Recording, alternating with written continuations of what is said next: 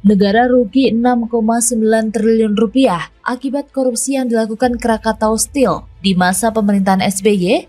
BUMN diobral ke asing, ditulis oleh tim redaksi jurnal, dikutip dari berbagai sumber. Saat ini Kejaksaan sedang fokus dalam penanganan beberapa penyidikan perkara tindak pidana korupsi. Salah satunya yaitu perkara dugaan tindak pidana korupsi pada proyek pembangunan pabrik Bespur Komplek oleh PT Krakatau Steel pada tahun 2011.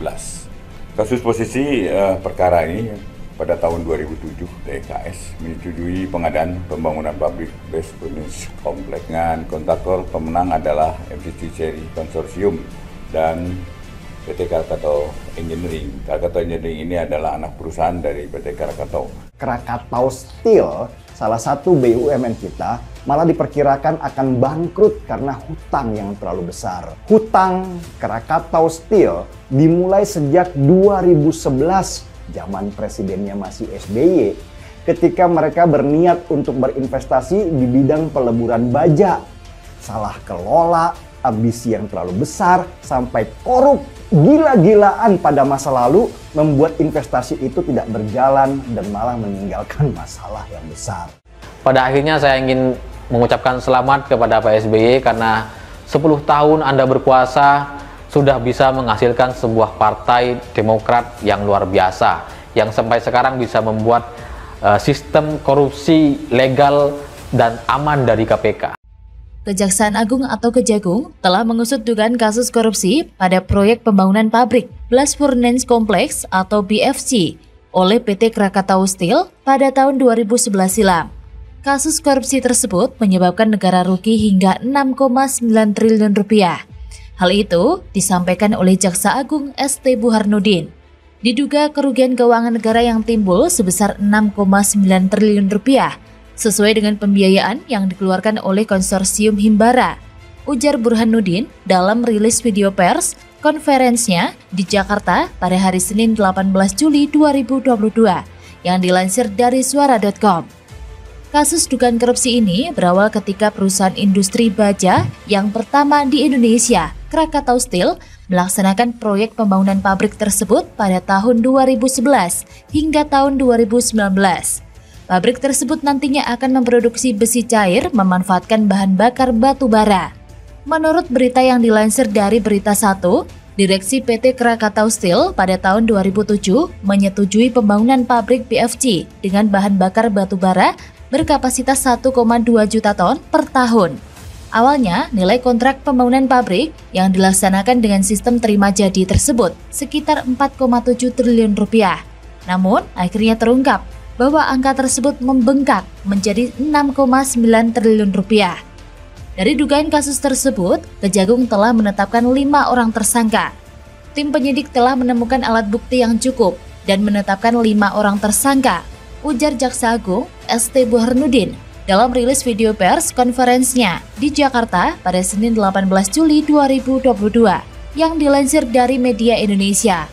Kelima tersangka tersebut adalah IRFB selaku Direktur Utama PT Krakatau Steel atau KS periode 2017 sampai 2012.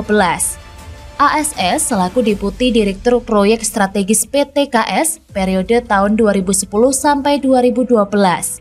Insinyur MR selaku Project Manager PT Krakatau Engineering periode 2013 sampai 2016. Insinyur BP selaku Direktur Utama PT Krakatau Engineering periode 2012 sampai 2015, serta HW alias RH selaku Ketua Tim Persiapan dan Implementasi Proyek Blast Furnace, serta HW alias RH selaku Ketua Tim Persiapan dan Implementasi Proyek Blast Furnace tahun 2011 dan General Manager Proyek PTKS periode 2013 sampai 2019. Para tersangka itu dijerat dengan pasal 2 ayat 1 junto pasal 18 Undang-Undang Pemberantasan Tindak Pidana Korupsi. Skandal kasus korupsi di emiten baja plat merah PT Krakatau Steel Tbk turut menyeret nama SBY dan jajarannya. Sebelumnya, dilansir dari laman Berdikari periode tahun 1991 sampai tahun 2001, pemerintah Indonesia 4 kali memprivatisasi BUMN, namun yang terprivatisasi ada 12 BUMN. Sementara di zaman SBY, dalam setahun terdapat 44 BUMN yang langsung dilego kepada pihak asing. Dengan agresivitasnya dalam mengobrol BUMN, SBY pantas disebut sebagai bapak privatisasi Indonesia. Namun fakta menunjukkan bahwa privatisasi tidaklah semulia apa yang dikatakan ekonom neoliberal, yaitu perbaikan manajemen, efisiensi, dan perbaikan produksi. Sebaiknya, privatisasi hanya menjadi mekanisme transfer kekayaan dari tangan publik kepada segelintir swasta, juga sebagai skema penghancur ekonomi nasional yang potensial oleh negeri-negeri imperialis. Di samping itu, harga jual perusahaan-perusahaan nasional diprivatisasi seringkali merupakan harga politik, bukan harga yang ditentukan menurut potensi pasarnya. Harga politik ini dimaksudkan untuk menyuap rezim kekuasaan, partai politik pendukung privatisasi, dan ekonom-ekonom yang menjadi juru bicaranya. Harga politik inilah yang terjadi dalam kasus obral murah PT Krakatau Steel oleh rezim SBY Budiono. Meskipun negara jelas-jelas dirugikan, namun mereka selalu berusaha bersembunyi di balik argumen dangkal dan irasional.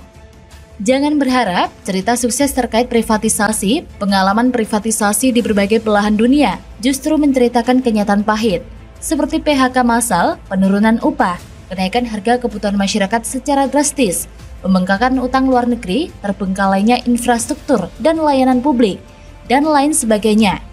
Sungguh sangat disayangkan jika di saat pemilihan SBY menolak disebut neoliberal, maka penjualan Krakatau Steel sekarang merupakan bukti bahwa SBY neoliberalis tulen. Jika saat itu pula dibilang memberantas korupsi, justru sekarang ini korupsi semakin sesak nafas karena kelakuan busuknya mulai terbongkar di era Jokowi. Bagaimana menurut Anda? Sumpah Ahok mengerikan. Terbukti satu persatu dipermalukan, banding ditolak, hakim perberat hukuman Munarboy. Ditulis oleh tim redaksi jurnal, dikutip dari berbagai sumber.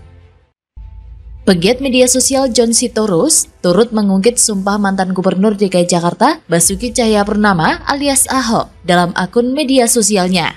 Kali ini, ia menyinggung sumpah Ahok dengan kasus banding ex-petinggi Front Pembela Islam atau FPI, Munarboy, yang ditolak Pengadilan Tinggi Negeri DKI Jakarta. Diketahui, Ahok sempat menyebutkan satu persatu akan dipermalukan. Hal itu ia katakan dalam persidangan dirinya terkait kasus penistaan agama. Menurutnya, sumpah Ahok pun kembali terbukti. Karenanya, ia berharap Munarboy dapat betah mendekam di penjara. Ia pun mengatakan, banding ditolak. Hukum jadi 4 tahun penjara, sah dan terbukti sebagai pengacau. Lagi-lagi ucapan Ahok terbukti, satu persatu dipermalukan. Semoga Munarboy betah di penjara. Diketahui sebelumnya, Majelis Hakim Pengadilan Negeri Jakarta Timur menjatuhkan vonis 3 tahun penjara terhadap mantan Sekretaris Umum FPI, Munarboy, terkait kasus tindak pidana pengacauan. Hakim menilai Munarboy terbukti ikut merencanakan atau menggerakkan orang lain untuk melakukan tindak pidana pengacauan. Vonis itu lebih rendah dibanding tuntutan jaksa yang meminta Munarboy dihukum 8 tahun penjara. Adapun dalam tuntutannya, jaksa menilai Munarboy terbukti melanggar Undang-Undang Nomor 5 Tahun 2018 tentang pemberantasan tindak pidana pengacauan. Kemudian, Munarboy juga dianggap melanggar Pasal 14, Junto Pasal 7, Pasal 15, Junto Pasal 7, serta Pasal 13, huruf C, UU Nomor 5 Tahun 2018 tentang pemberantasan tindak pidana pengacauan. Tak terima dengan vonis tersebut, Munarboy pun mengajukan banding. Namun majelis hakim justru memperberat hukuman menjadi 4 tahun penjara. Artinya apa? Ada penambahan 1 tahun penjara di sana. Seperti kata pepatah, untung tak dapat diraih, malang tak dapat ditolak. Bukannya bebas murni yang didapat, malah nambah masa kurungan penjara. Bukannya untung, malah buntung si Munarboy. Kan ngakak ya. Untung majelis hakim tak mengabulkan bandingnya. Jadi si doi biar tambah betah di penjara. Ya, meskipun Rizik sudah keluar dari penjara, tapi gerakan kadrun masih loyo alias masih kurang semangat. Lihat saja mantan laskar FPI sudah tidak segarang dulu lagi. Ibarat Rizik, presidennya kadrun. Munarboy adalah panglima TNI-nya. Kalau panglima TNI masuk bui, gimana bisa menjalankan gerakan khilafah dengan leluasa? Apalagi sekarang putra mahkota kerajaan kadrun, Anies Baswedan, lagi banyak keserimpet kasus korupsi proyek abal-abalnya. makin tenggelam aja tuh gerakan kadrun di tanah air. Tahu sendirilah bagaimana proyek-proyek janggal ibu kota yang mulai diendus KPK. Bukan hanya lem Aibon yang di markup, tapi proyek anfaedah lainnya, terutama V Formula E yang jumlahnya fantastis. Ada juga proyek DP 0 rupiah, dugaan suap oleh pengembang reklamasi, dugaan markup jalur sepeda, korupsi dari lahan muncul sampai Pulau Gebang, dan anggaran-anggaran tak masuk akal lainnya. Tapi nasi sudah jadi bubur. Jakarta 58 telah mengambil keputusan yang fatal. Alih-alih dapat pemimpin seiman yang bisa dibanggakan, mereka justru kena karma terus-terusan, seperti Anies yang nunggu giliran karmanya Ahok. Dalam semboyannya, bahasa Sansekerta mengatakan Satya Meva Jayate, yang artinya hanya kebenaran yang akan menang. Anies boleh saja dibela oleh banyak orang, atau dengan kata lain, ada yang tidak percaya kalau dia adalah manusia licin dan penuh tipu muslihat. Tapi faktanya, semesta telah membongkar satu persatu kejanggalan proyeknya. Bagaimana menurut Anda?